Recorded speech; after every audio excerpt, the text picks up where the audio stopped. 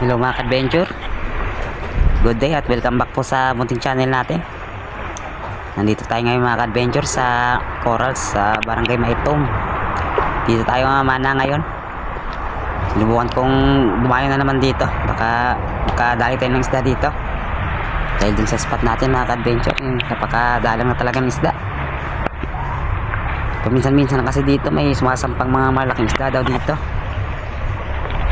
Mga ka-adventure, stay tuned lang at samahan nyo ako sa pamana. Sana certain tayo ngayon. At dito mga ka-adventure, first drop natin sa mababaw. Nakita ko dito ng chigard snapper, kaya tinira ko na para siguradong may mauwi tayong pang ulam.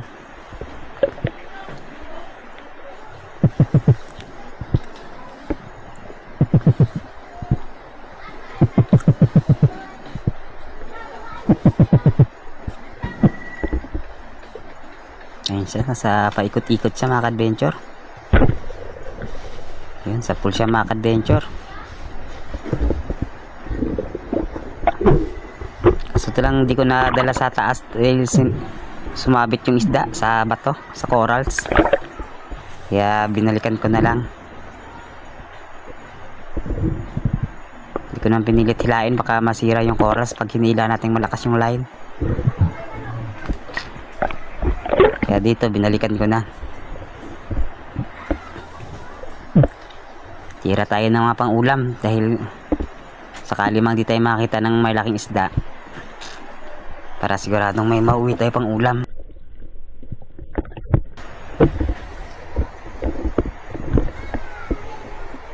Unang isda natin mga ka-adventure, isang chigard snapper. Hindi lang kilakihan, pero ulam na rin to.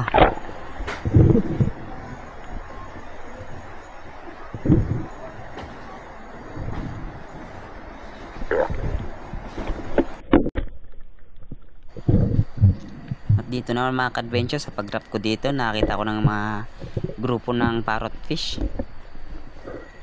Nakita ko ng good size na, kaya itong naging target ko dito. Marami sila mga ka-adventure. Dito sa aming lugar napakaraming parrot fish talaga. Ayun, napili na ako ng isa.